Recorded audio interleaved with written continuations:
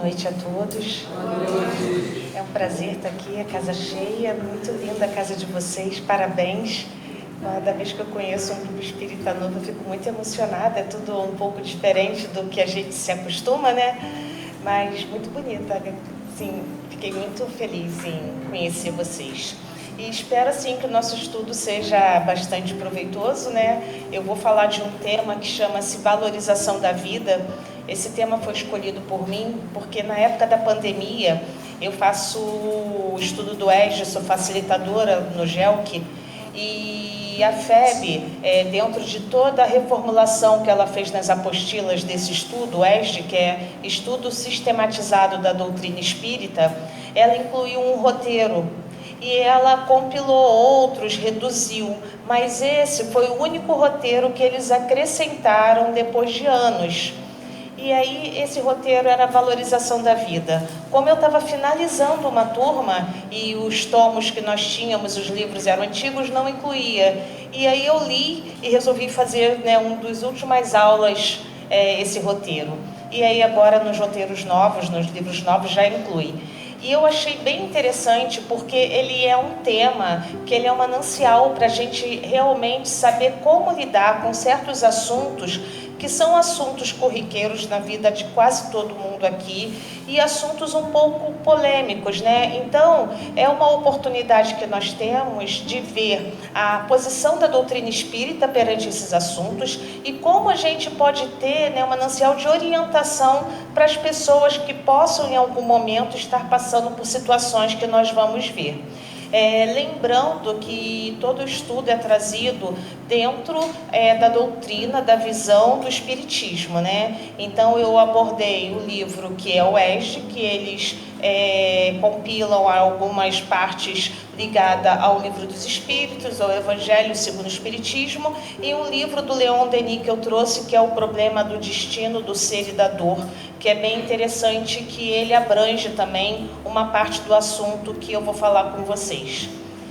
E aí, valorização da vida, eu vou ter que virar um pouquinho para eu poder ler com vocês, tá? Valorização e sustentação da vida pelos recursos da doutrina espírita. A gente, para começar a falar de valorização da vida, nós vamos começar falando da lei de conservação. A lei de conservação, dentro do Espiritismo, nós estudamos algumas leis que são as leis divinas, as leis naturais. O que significam as leis naturais? São as leis imutáveis, que em qualquer época que a humanidade se encontra, ela vai sempre reger da mesma forma. As leis civis podem mudar de acordo com a sociedade e com os tempos, mas as leis divinas não, elas são imutáveis. Um exemplo, matar alguém é crime, né? Mas é crime perante a Deus, embora algumas sociedades ou há tempos atrás isso tenha sido permitido, em qualquer época que a humanidade se encontra, sempre matar, tirar a vida de alguém, vai transgredir uma lei natural. E aí, por que a gente fala da lei da conservação? Porque a lei da conservação, ela nos foi dada para nós preservarmos a nossa vida. Se a gente não tivesse isso, né, dentro de nós internalizado, a gente não teria o cuidado com a nossa sobrevivência e a raça humana seria extinta e nós não sobreviveríamos. Então a lei da conservação traz para a gente esse instinto de sobrevivência. E aí, dentro do texto que a gente traz, eu vou começar lendo ali. O estudo da lei da conservação leva a aprofundar considerações sobre a valorização e sustentação da vida, sob o enfoque do Espiritismo, sendo a conservação uma lei natural. Claro está que, por ato instintivo, somos, em princípio, compelidos a buscar meios necessários à sobrevivência. Os ensinamentos espíritas, contudo, lançam-nos mais além. Passamos a compreender o valor de uma existência carnal dentro do processo de desenvolvimento do espírito, assim como nossa responsabilidade não só de aproveitá-la quanto possível dentro das características que nos são próprias, mas também de auxiliar nossos semelhantes a valorizá-la. Sentimos-nos ainda munidos de recursos indispensáveis para a sustentação da vida, sejam quais forem os obstáculos morais que venhamos a enfrentar no curso da existência. Então, na realidade, nós começamos a ver que é nos dado sempre os meios necessários para a sobrevivência. Quando a gente vê dentro de uma visão espírita, a gente começa a entender que a gente não tem só, né, um processo carnal, a gente não se vê somente como um ser material. É muito bacana porque quando a gente começa a estudar o espiritismo, a gente fala assim, nossa, que legal, eu tenho um espírito, né? Porque a gente não se vê como espírito, mas na realidade nós somos um espírito que hoje temos uma vida encarnada. Então a nossa matéria, ela hoje existe, mas o nosso espírito, ele sempre vai existir. Então a nossa vida na realidade é espiritual. E partindo dessa premissa que a gente acredita nisso, a gente começa a ter um enfoque e um olhar diferente para valorizar a vida. E a gente começa a entender também que assim como a gente valoriza a nossa vida, a gente começa a ter recursos para ajudar os outros na valorização de quem a gente puder ajudar, que por algum motivo ou de desatino não entende, né, o que seria cuidar da vida, né, de uma forma correta, dentro de leis que realmente favoreçam a uma evolução. E aí a gente tem realmente recursos indispensáveis dentro do espiritismo. E a gente vai começar a ver desde então. Na pergunta 703 do Livro dos Espíritos, a gente tem lá: com que fim Deus concedeu a todos os seres vivos o instinto de conservação? E aí uma parte da resposta fala: porque todos devem colaborar nos desígnios da providência. Foi por isso que Deus lhes deu a necessidade de viver. Depois, a vida é necessária ao aperfeiçoamento dos seres. Eles o sentem instintivamente, sem disso se darem conta. Da mesma forma, na pergunta 704, ele ainda completa com a resposta falando que Deus sempre facultou meios para a nossa sobrevivência. Porque se nós pensarmos bem, o planeta que nós vivemos, ele é totalmente adaptado para nós existirmos, para nós sobrevivermos. A gente tem um planeta rico, a gente tem água potável, a gente consegue retirar alimento, né, dos vegetais, da terra, até dos animais. Então, esse recurso de sobrevivência sempre foi dado para o ser humano desde os primórdios. A diferença é que nós tínhamos nossos instintos mais aflorados do que hoje em dia. Então havia certas necessidades instintivamente para a sobrevivência de guerrear, de matar, porque a gente precisava se alimentar. Hoje em dia, nós temos a possibilidade de ir ao mercado, de trabalhar, de se ter um dinheiro para comprar algo. Então, esses instintos, eles vão diminuindo e apresenta para a gente o quê? Uma intelectualidade, uma forma mais tranquila da gente sobreviver, sem essa agressão instintiva. E aí sim, a gente começa a ver que é dada uma evolução. E aí, Deus sempre nos dá meios para a sobrevivência. Não quer dizer com isso que a gente precisa viver como os primórdios, né? Pessoas acharem assim, vamos viver somente sendo naturais, eu não vou, né, cozinhar os alimentos, eu não vou plantar, vou ter uma horta, ok. Mas tudo que nós temos hoje pelo progresso, né, isso é da providência divina também. Isso é evolução e méritos, né, assim, acrescidos e conquistados pela humanidade. Então nós temos que desfrutar de tudo que o mundo hoje em dia pode nos prover, com equilíbrio e sem excessos. Aí que está, né, o grande segredo, é o ser humano saber até que ponto ele precisa conquistar, até que ponto ele precisa adquirir coisas dentro de um equilíbrio, né, sem afetar o próximo. E aí eu gosto de colocar essa foto muito bonitinha das crianças, que todo mundo vai ficar rindo para elas, é muito lindo, né? E aí pergunta, né, qual é o primeiro de todos os direitos naturais do ser humano? É a vida. O primeiro direito que nós temos é o de viver. Por isso é que ninguém tem o direito de atentar contra a vida do seu semelhante, nem de fazer o que quer que possa comprometer-lhe a existência corporal. E aí a gente começa a entender o que é valorizar a vida. Porque quando a gente vê que o nosso direito de estar aqui é o direito de viver, como é que eu vou tirar a vida de alguém? Como é que eu vou atentar contra essa vida que foi me dada? E a gente começa a entrar no primeiro assunto, que a gente vai falar dos assassínios, né? E aí Kardec começa falando lá, pede esclarecimento aos espíritos, né, aos instrutores, sobre essa questão do assassínio, né? Perguntando se este é considerado crime aos olhos de Deus.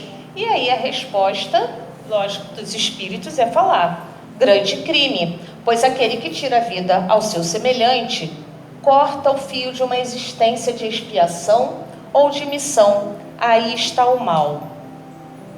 E aí a gente começa a entender diferente. Mesmo que algum dia tenha sido permitido, né, ou até hoje em dia em alguns países, né, tirar a vida de alguém, o que implica no mal? Não é só você cometer o assassinato, é você tirar a oportunidade que esse espírito encarnado tinha de uma missão ou de uma expiação. Você corta o fio e você tira a oportunidade da evolução de um espírito que estaria aqui encarnado. Então, o mal é realmente quando você não entende essa justiça da reencarnação. A gente passa por um processo reencarnatório enorme, né? Não sei como é que foi o meu, mas devia ter, né, lá os espíritos falando, ela vai encarnar, vai passar por isso, vai expiar dessa forma, vai ter várias provas que ela tem que passar, ficou aqui estudando, né? Vou botar ela lá para falar para vocês, ver se eu falo bem. E aí, o que acontece? Aí alguém vem e me tira essa oportunidade de uma programação, que a espiritualidade tem um trabalho enorme. Vocês já imaginaram o trabalho que a espiritualidade tem para eu ser filha do meu pai e da minha mãe, encarnar com meus irmãos, da minha família, conhecer meu marido, ter filho, cachorro, morar no Rio, Maricá, São Paulo? Vocês já imaginaram como que isso dá trabalho? E aí a pessoa vem e corta esse trabalho todo que foi desenvolvido, né, pela espiritualidade. Eu gosto sempre de falar uma coisa muito interessante, que assim, se nós que somos errados, imperfeitos, né, não matriculamos nossos filhos, né, na série errada, porque eu penso que qualquer um aqui que teve já filho, né, ou sobrinho, se vê na escola o seu filho matriculado, sei lá, no primeira série, já alfabetizado, e você vai buscar e vê que ele está estudando no maternal ou do ginásio, você vai na direção reclamar, né? Você reclama, olha, tá errado, né? Eu matriculei na primeira série, ele está estudando no lugar errado. Isso nós, pais imperfeitos. Agora, se o planeta Terra é a nossa escola, a nossa casa é a nossa sala de aula, não é isso? Você acha que Deus, pura bondade, pura justiça, todo-poderoso, vai matricular a gente na sala de aula no ano errado? Não vai, né? Então, muitas pessoas falam assim, eu não tinha que ter nascido nessa família, eu nasci no lugar errado. Ninguém, gente. Todos nós nascemos no lugar que necessitamos nascer para nosso aprendizado e para nossa evolução. Então, quando a gente tem essa noção ampla, né, do que é a justiça da reencarnação, a gente entende a gravidade de se tirar a vida de alguém. E aí ele fala, observação, essa resposta dos espíritos apresenta um foco singular, somente compreensível à luz dos ensinos espíritas. Com efeito, o mal em se tirar a vida do semelhante está na perda de sua oportunidade existencial, uma vez que a vida, propriamente considerada, não se lhe poderia retirar por ser imperecível. O que quer dizer imperecível? Que não termina, que não acaba. Uma vez o espírito sendo criado, nós temos a nossa vida espiritual, ela não termina mais. Nós temos o determinismo, né, da simples ignorância para a perfeição. Então, a nossa vida não vai deixar de existir. Alguém tirando ela ou a gente cometendo algo contra a gente mesmo. Ela continua existindo. E aí, terão cometido crime os que em certas situações críticas se viram na contingência de sacrificar seus semelhantes para matar a fome? Se houve crime, não teve este atenuá-lo a necessidade de viver que resulta do instinto de conservação? E aí a resposta vem. Já respondi quando disse que há mais merecimento em sofrer todas as provações da vida com coragem e abnegação. Em tal caso, há homicídio e crime de lesa natureza, falta que é duplamente punida. E aí, por que a gente coloca, né, essa parte aqui no estudo? E Kardec pergunta: porque na realidade é natural, já que a gente nasce com um instinto de sobrevivência e nós temos, né, que ter a lei da conservação. Ora, eu tenho que defender minha vida, eu tenho que sobreviver. Só que é lícito eu tirar a vida do meu próximo para eu sobreviver? Então imagina, eu tenho muita fome e ali só um vai conseguir comer, o outro vai morrer. E aí eu vou lá, né, jogo o meu próximo no abismo e vou comer porque eu preciso preservar a minha vida.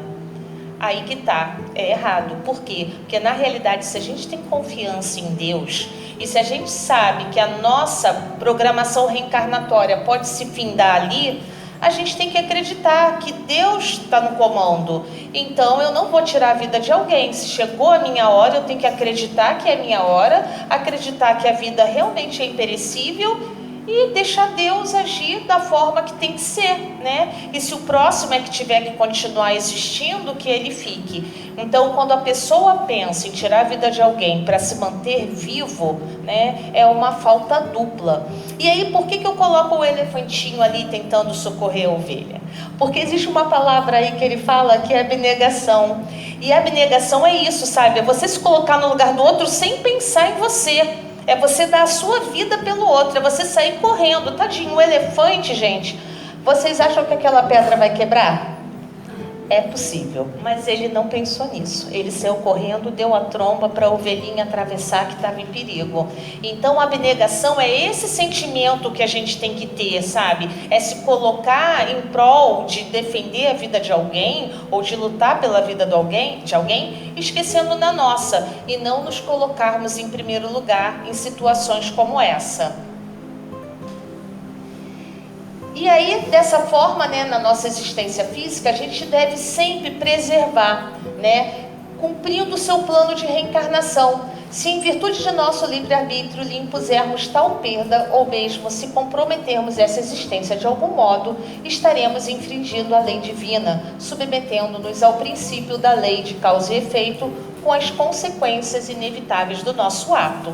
Então, a partir do momento que a gente entende que a gente tem que preservar a nossa vida, o que seria preservar a nossa vida, né? É não cometer os excessos, é ir ao médico, é fazer uma medicina preventiva, se alimentar bem, né? Se preocupar em fazer exercício físico se puder, ter uma vida saudável, física mesmo, porque esse corpo nos é emprestado, né? Para a gente cumprir uma etapa aqui. A gente recebe a pilha Duracell, tá lá nossa pilha Duracell, o fluido vital tá com a gente, né? Aí se eu gasto errado com meus excessos, a pilha vai acabar antes, não é isso? Não vou cumprir. Se eu fiquei aqui numa programação para viver 80, vou viver 50, né? E isso tudo vai ser algum dia cobrado da gente, porque é lei de causa e efeito.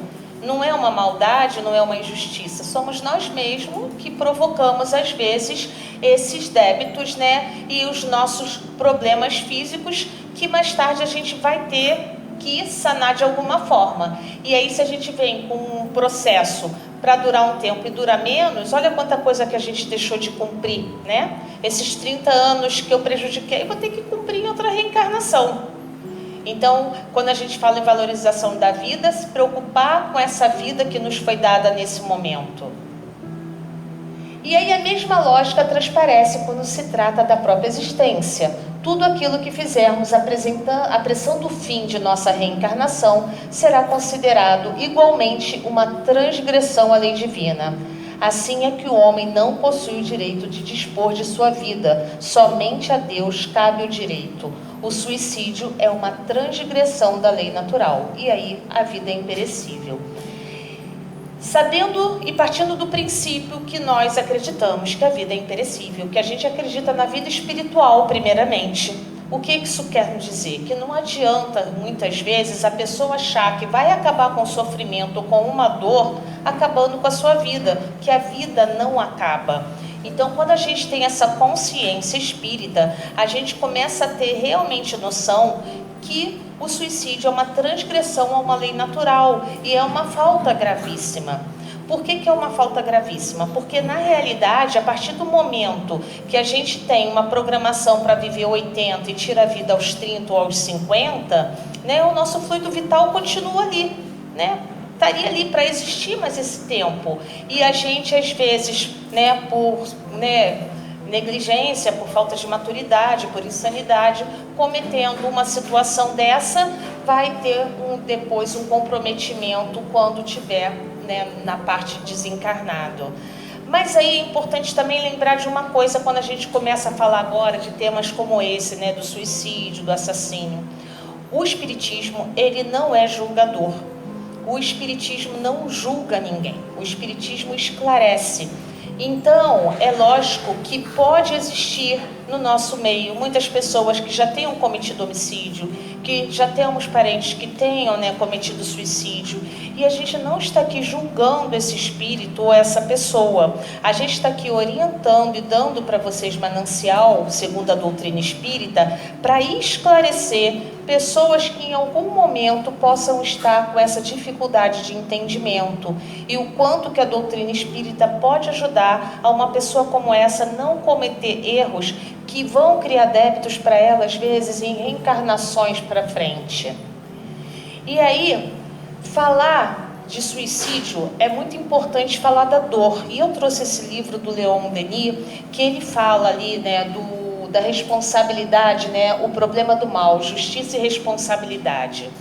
Na realidade, a gente tem que começar a entender que uma pessoa, muitas vezes, que comete um atentado contra a própria vida, não quer tirar a vida, ela quer acabar com a dor que ela sente, porque a dor é tão grande que ela não sabe como tirar, e ela acaba fazendo, né, uma inconsequência dessa, por falta, às vezes, de esclarecimento das consequências que ela traria, assim.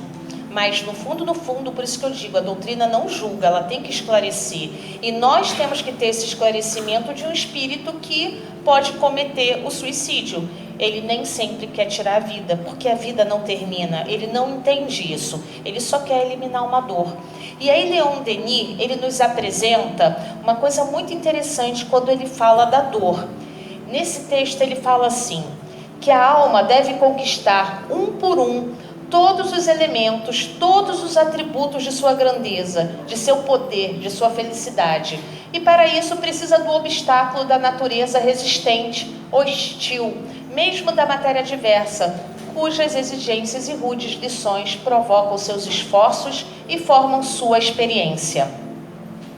Daí também, nos estágios inferiores da vida, a necessidade das provações e da dor, a fim de que se inicie sua sensibilidade e, ao mesmo tempo, se exerça sua livre escolha e cresçam sua vontade e sua consciência. É indispensável a luta para tornar possível o triunfo e fazer surgir o herói. O que ele começa a nos apresentar aqui?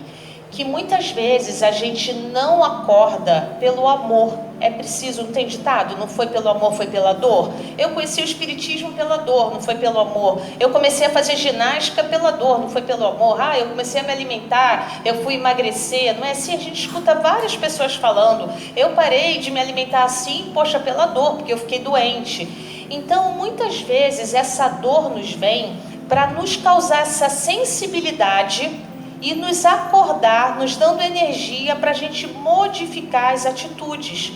Então a dor, na realidade, ela não é um mal, ela é um bem mediante a forma como a gente vai analisar e vai encarar esse processo. Por isso que aquela pessoa que está sofrendo e que pensa que eliminar a dor vai ser a melhor coisa para ela, não. A orientação da gente é que a gente consiga dar condições para ela aliviar a dor e passar por aquela situação, porque depois que ela passar por essa situação, vai vir lá, você vai ter o triunfo, né, e que vai surgir um herói. Todos os obstáculos que nós passamos na vida são por necessidade, né? Nunca é merecimento. Eu não mereço isso, eu não merecia ficar doente, eu não merecia ter essa doença, eu não merecia estar sem dinheiro, eu não merecia ter brigado. Não existe, gente. Não existe merecimento, existe necessidade. Então a gente tem que pensar, eu tenho a necessidade de passar por isso. O que eu vou, né, crescer? Tudo o que acontece na nossa vida é para nos tornar melhor, nunca pior. né? Então, pensando dessa forma, a gente começa a entender a importância da dor. E aí ele continua falando: cumpre que haja o sofrimento físico e a angústia moral para que o espírito seja depurado. Limpe-se das partículas grosseiras para que a débil centelha que se está elaborando nas profundezas da inconsciência se converta em chama pura e ardente, em consciência radiosa, centro de vontade, energia e virtude. Então, a partir do momento que existe essa angústia, essa dor, você tem essa centelha que se move em energia e você começa a se modificar.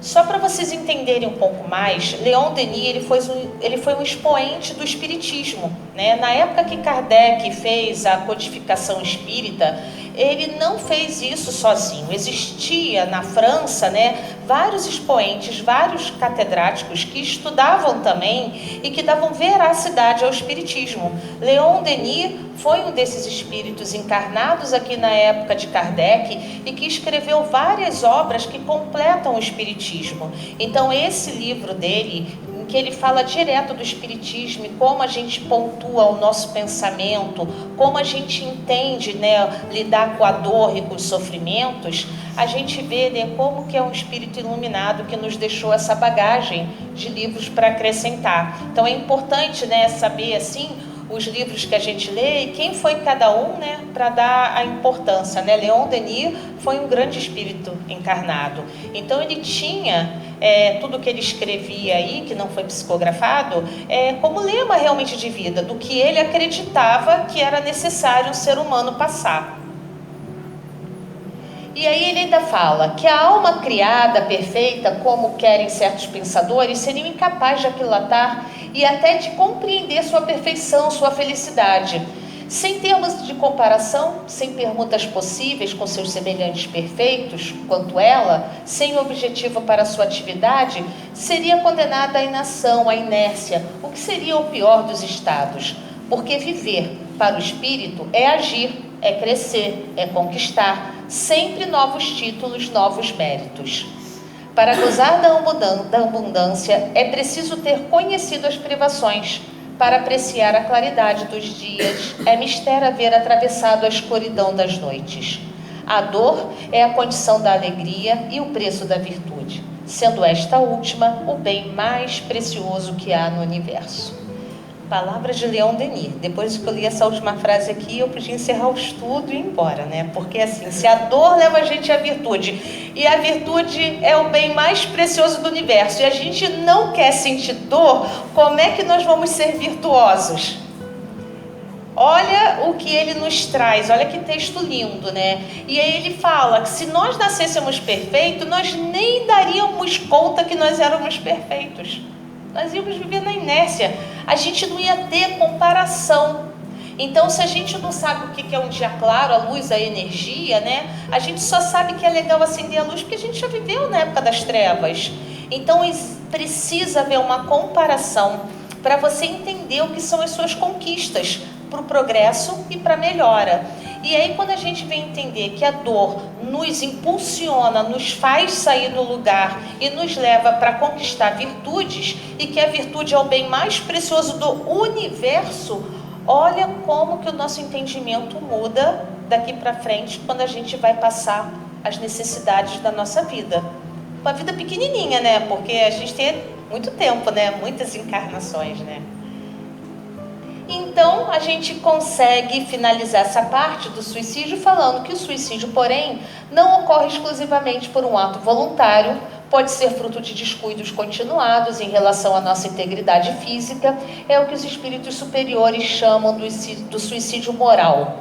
E Kardec indaga aí: comete suicídio o homem que parece vítima de paixões que ele sabia lhe haviam de apressar o fim, porém a que já não podia resistir por havê-los o hábito mudado verdadeiras necessidades físicas. É um suicídio moral. Não o espírito responde, né? É um suicídio moral. Não percebeis que nesse caso o homem é duplamente culpado? Há nele então falta de coragem e bestialidade acrescidas do esquecimento de Deus.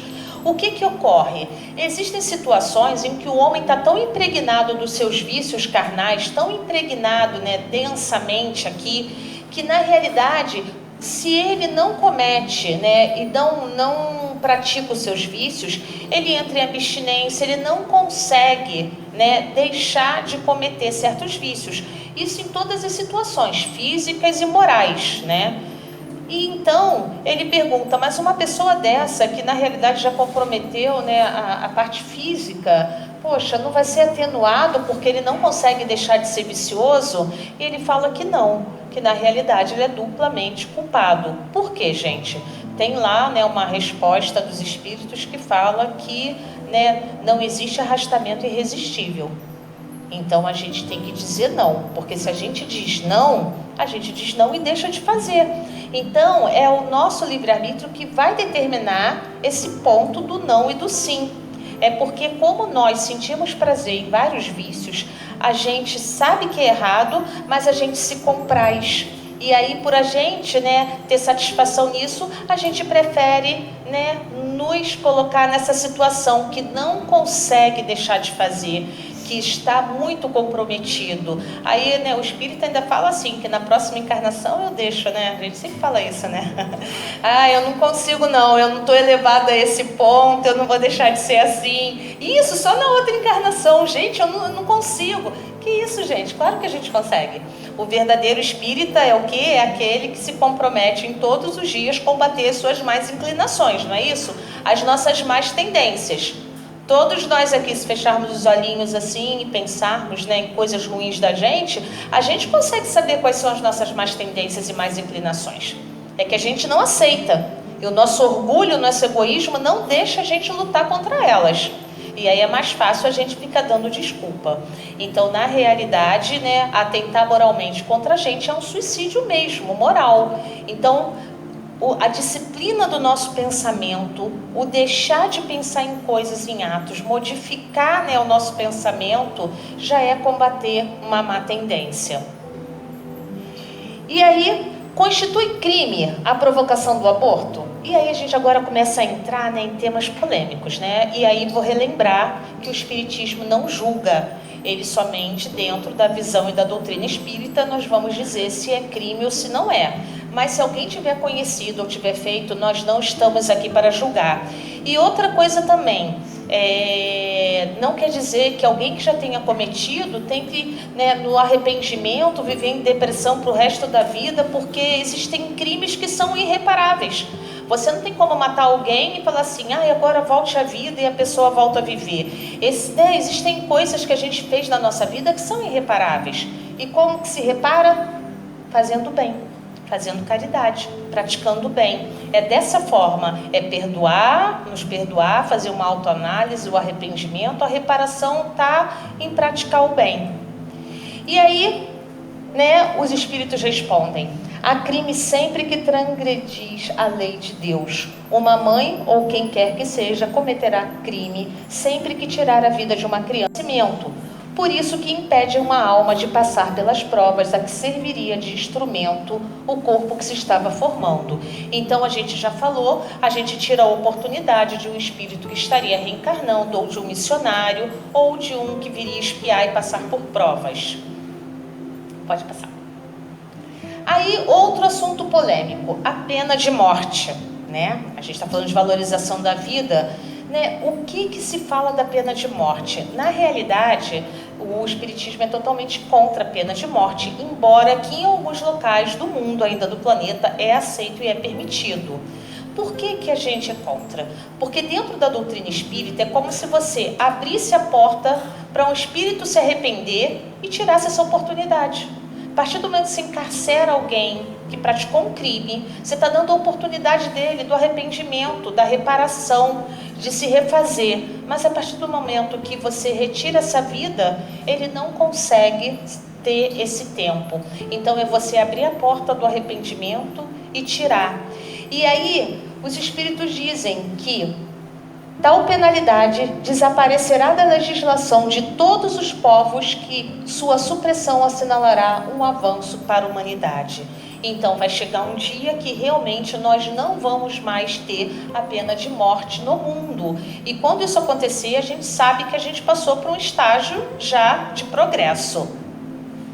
Outro assunto polêmico que a gente vai falar, a eutanásia e o suicídio assistido. O suicídio assistido nem existia, né? Hoje em dia existe, era só a eutanásia. E aí as pessoas perguntam, nossa, dentro desses casos, isso não seria uma prova de amor? Você vê um ente querido seu sofrendo, um ente querido lá que não tem mais condição nenhuma de voltar à vida. Não seria, né, um fato, né, amoroso você, né, abreviar a vida? E aí o Espiritismo diz que não. Por quê? Porque na realidade sempre vai haver, dentro dos desígnios de Deus, uma necessidade daquele espírito estar passando o que está passando, né? E quem garante ali, ó, que um homem que está agonizante, preso de cruel de sofrimento, né, naquele estado desesperador, ele não pode ter um relâmpago de arrependimento que algo tenha feito em algum momento. Então a gente nunca sabe o que a providência divina, né, tem e que está preparando. Então assim, no caso tanto do suicídio assistido quanto da eutanásia, é algo que a gente realmente não deve provocar. E aí as pessoas perguntam, mas a pessoa quando é o feito desencarne dela, quando tem morte cerebral, quando o coração para de bater? E aí, se a gente for procurar, isso é um estudo bem, né, mais complexo, mas só para esclarecer, Kardec fala que entre o espiritismo e a ciência, que a gente fique com a ciência. Quando Kardec faz essas perguntas, na época, a morte era dada pelo parar do coração. O coração parava de bater, a pessoa morria. Então era dado como morte, a pessoa desencarnou. Hoje em dia não. Para ser provado morte, é dado como a morte encefálica, que é a morte cerebral. Depois de 3 exames, constata que realmente não tem mais condições neurológicas, não consegue mais pelos eletrocefalogramas, tem um estímulo elétrico naquele cérebro, então é dado como morte, tá? Então assim, a gente sempre tem que ficar com a ciência. Só que existem casos, e a gente sabe que o desencarne não é feito subitamente, né? É um processo. Então, muitos espíritos podem desencarnar antes da morte cerebral em si, né? No quadro vegetativo já está partindo. Outro coração pode estar ali, né, ainda, mas a pessoa já não está mais. Então, isso daí não compete a gente, compete sempre aos desígnios divinos, sendo que a gente sempre vai se apoiar na ciência. E aí ele fala assim, quem vos daria o direito de prejudicar os desígnios de Deus? A ciência não se terá enganado nunca em suas previsões? E a gente sabe que já, porque a gente tem relatos e tem alguns tipos de reportagens dizendo que a pessoa viveu em coma muitos meses e depois voltou a ter consciência e voltou para uma vida um pouco normal, foi se recuperando, né? Então, por que nós, né, acharíamos que a gente teria condições de julgar um momento, né, que aquela vida deveria deixar de existir? Então a ciência realmente já se enganou em relação a isso. Então a eutanásia, ela não deve ser praticada por conta dessa situação, embora em alguns países são permitidos, tá, gente? Mas para o espiritismo não seria. E aí então continua só para terminar essa parte falando, sei bem haver casos que se pode com razão considerar desesperadores, mas se não há nenhuma esperança fundada de um regresso definitivo à vida e à saúde, existe a possibilidade atestada por inúmeros exemplos de um doente no momento mesmo de exalar o último suspiro, reanimar-se e recobrar por alguns instantes as faculdades. Pois bem, essa hora de graça que lhe é concedida pode ser-lhe de grande importância. Desconheceis as reflexões que seu espírito poderá fazer nas convulsões da agonia e quantos tormentos lhe pode poupar um relâmpago de arrependimento? Então, né, gente, o que está dentro dos desígnios de Deus, né, e o que um espírito pode se adiantar no seu último momento. Então, isso é muito importante para a gente ter, assim, de esclarecimento, até de orientação para as outras pessoas. E aí agora a gente vai entrar nos recursos do espiritismo, porque até então a gente falou o que é valorizar a vida, não cometer suicídio, não cometer homicídio, não cometer o aborto, né? Pena de morte, eutanásia, e o que o espiritismo nos traz, né, de recursos. Ele fala lá, esses recursos revelam-se sob forma de ensinamentos, que nos auxiliam a adquirir uma fé fundamentada no raciocínio e na lógica, despertando-nos para a compreensão da justiça divina, sensibilizando-nos para que sejamos gratos a Deus pelo benefício da vida e pela faculdade de amar. Passamos assim a adquirir a precisa coragem de não desistir diante do obstáculo, mas prosseguir um pouco mais confiantes na providência divina, a qual jamais deixa de socorrer um peregrino de boa vontade. E aí, a gente não tem, aquela parte que fala que nós temos que nos instruir, amai-vos, e instruir-vos. Então, quando a gente tem o Espiritismo, esse manancial de instrução que nos coloca, pronto a saber as consequências e o que nós, podemos, contribuir de débitos ou outra pessoa próxima, se atentar contra a desvalorização da vida, a gente começa a entender então que ali, olha, os ensinamentos, uma fé fundamentada no raciocínio, na lógica, e acreditar que realmente Deus não desampara a gente nunca, nunca, A gente tendo essa consciência que a gente está fazendo bem, que a gente está no caminho certo, que a gente está tentando se reformular, Deus vai estar sempre no controle das nossas vidas e não vai desamparar nunca a gente. E aí, eu acho muito interessante que um dos recursos que a gente tem de instrução é esse livro aí, olha, que é O Céu e o Inferno. Eu vou falar uma coisa aqui, eu quase penso aqui que todos são novos e não conheceram aquele Guia 4 Rodas. Alguém conheceu? Não. Ah, vocês levantaram um dedo, gente, não é? Eu conheci só no almanaque, porque eu não tenho essa idade, tô brincando. O que acontece?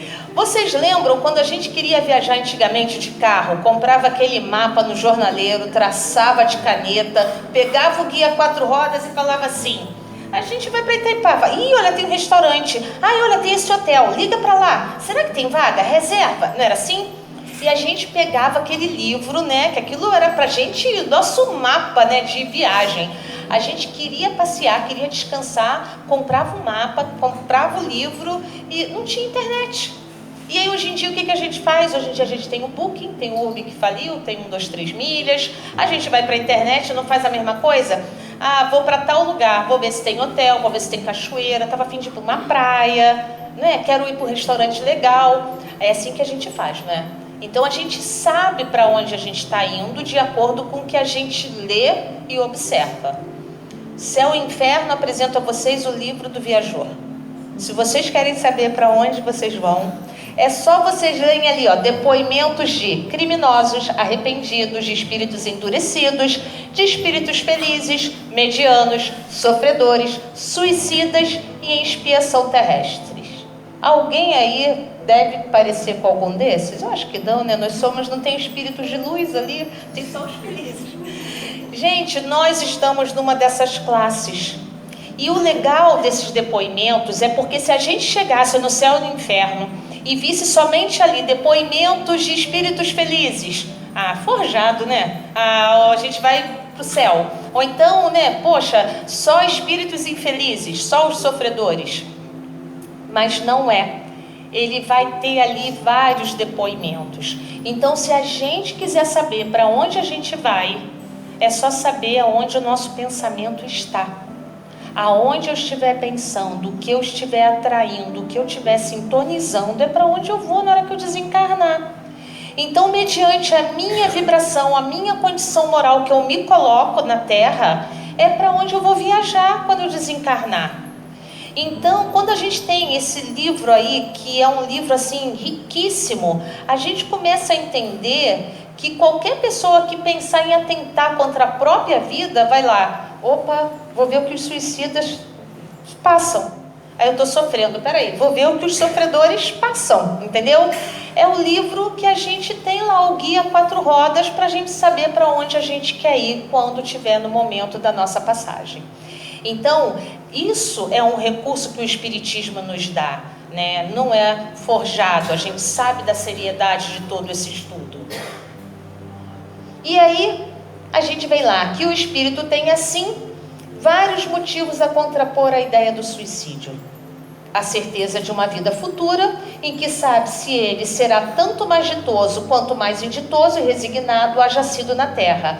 A certeza de que, abreviando seus dias, chega precisamente ao resultado oposto ao que esperava, que se libertará de um mal para incorrer no mal pior, mais longo e mais terrível. A gente sabe que nós somos a nossa melhor versão, né? Então, se eu sou a minha melhor versão hoje, e eu ainda passo o que eu passo, eu ainda sofro o que eu sofro, ok. Então, se eu contrair débito, significa que o que eu estou passando hoje, eu ainda vou ter que pagar os débitos, né, do mal que eu pratiquei. Então, se eu acredito na vida futura espiritual, e eu sou a minha melhor versão, significa que na próxima, a minha vida vai ser melhor do que essa. Quando você tem essa certeza, por mais que a gente tenha que espiar algo ou tenha que passar por provas mais difíceis, a nossa evolução vai ser maior. Então a gente vai ter condições de enfrentamento melhor, né? Consciência melhor. E o sofrimento com certeza também vai ser menor. E aí, por isso mesmo, considerável já é o número dos que têm sido pelo Espiritismo obstados de suicidar-se, podendo daí concluir-se que, quando todos os homens forem espíritas, isto é, aceitar as ideias espíritas, deixará de haver suicídios conscientes. Olha que lindo isso, né? O espiritismo, ele não fica, né, catequizando, entre aspas, a gente não fica, vamos lá para o grupo espírita, o espiritismo é o melhor. Não, não é nisso. O espiritismo diz que quando toda a humanidade conseguir ter a consciência do espiritismo, a gravidade, né, do que é um suicídio, do que tirar a vida de alguém, isso baseado em quê? Nos ensinamentos, né, nas comunicações mediúnicas que a gente tem aí para saber. Quando todos tiverem essa consciência, não vai mais haver suicídio consciente na Terra. Assim como eu penso também que se todos tivessem educação mediúnica, nós evitaríamos muitos males que a Terra passa, muitos desequilíbrios emocionais, né? Eu penso que a educação mediúnica tinha que ensinar na primeira série do ensino fundamental. As pessoas tinham que ter noção para saber como lidar com os tormentos, né? Com os assédios, com as sintonias erradas. Mas infelizmente a gente ainda não está nesse ponto, né? Mas a gente vê que olha como é bacana o que o Espiritismo nos traz de recurso. E aí, a gente não pode deixar de falar da melancolia. Eu vou falar isso bem rapidinho, porque é uma parte que eles trazem, que eles dizem que muitas vezes, tudo que eu estou falando aqui é muito bacana, né? Mas às vezes dá aquele desânimo, né? A gente acorda desanimado, não tem vontade de fazer mais nada, tem vontade de chutar o balde, eu estou aqui fazendo as coisas, mas não está dando nada certo, eu não vou mais ficar fazendo autoanálise, eu não vou ficar fazendo uma reforma íntima, não é? A gente fica cansado. E por que isso acontece? Porque quando a gente dorme em desdobramento, a gente muitas vezes visita lá a nossa família, né, espiritual, se diverte, vai fazer uma missão bacana, né, fica no mundo feliz. E aí, de repente, a gente tem que acordar e vir para cá amarrado nesse corpinho, né, preso, limitado, com os sofrimentos que tá, cuidar de pai, de mãe, de filho, né, trabalhar, não sabe, né, cada um. E aí o espírito vem melancólico, chateado, sem vontade de viver, porque ele sabe, tem certeza das impressões da vida real, que é a vida espiritual. E aí Chico Xavier conta um episódio muito bacana em que ele fala que ele estava desanimado como a gente também fica, porque ele também ficava, né? Ele falou, não vou psicografar, acordar de madrugada, estou cansado dessa vida, eu não escolhi isso, eu não vou mais querer. E aí o mentor dele fala assim, Chico, vai lá no armário da sua casa na despensa, eu vou fazer o que lá? Vai lá, pega uma bolsa, coloca aí 2 quilos de feijão, coloca arroz também, coloca farinha, macarrão. Aí foi pedindo para ele encher umas sacolas, vamos sair comigo. Uma hora dessa eu vou sair de noite, vai sair, vamos andar. Vou mandar para você esparecer a cabeça. E aí entrou num beco, e aí falou assim, bate naquela casa ali, entrega essa bolsa. Quando ele abriu, era uma família que não tinha nada que comer. Agora você vai naquela outra ali e entrega 2 bolsas. E aí o Chico foi entregando, foi fazendo, e aí quando ele acabou de entregar as bolsas, ele falou, vamos psicografar? Ele volta com uma alegria para casa, assim, de dever cumprido, sabe aquela sensação? Porque ele foi fazer caridade, porque ele foi doar, né? Então todas as vezes que a gente se sentir nesse estado, o que a gente tem que fazer é mudar o estado mental. E aí vamos fazer caridade de alguma forma, entendeu? A gente sempre tem alguém para escutar que está sofrendo, sempre tem alguém que você precisa ajudar, né? Ou fazer uma compra, ou ir no mercado com a pessoa, ou somente bater um papo, ou telefonar, saber se está bem, passar uma mensagem no WhatsApp. Mas vai fazer caridade, muda o estado mental. E aí depois daquela satisfação de dever cumprido, tão bom, sabe?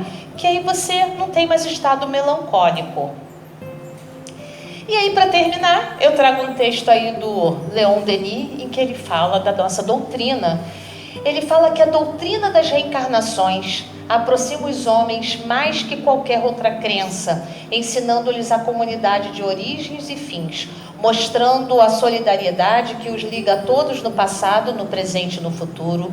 Diz-lhe que não há entre eles deserdados nem favorecidos, que cada um é filho de suas obras, senhor de seu destino.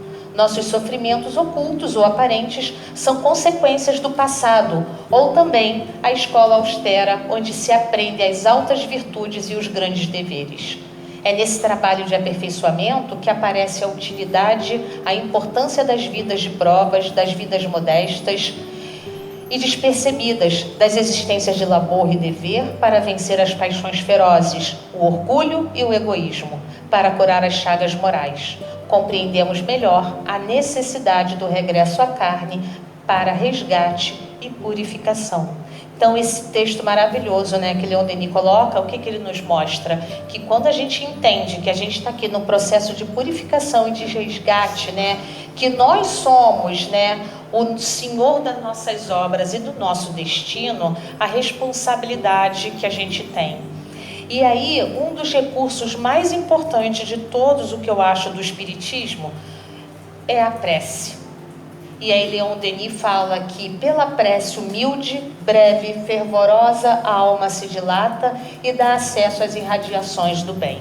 Então, dentro de todos os recursos desse manancial que a gente tem de orientação espírita para combater a desvalorização da vida, para entender o que é uma valorização da vida, né, dentro dos desígnios das orientações da doutrina espírita. E a prece é o recurso que nos liga direto. E é algo que é só fazer de coração e a gente consegue atingir os objetivos. Então, assim, espero que tenha sido esclarecedor, espero que eu tenha trazido um tema que sirva para vocês refletirem e, assim, servir de material para ajuda aí de todos os que estiverem próximos. Obrigada.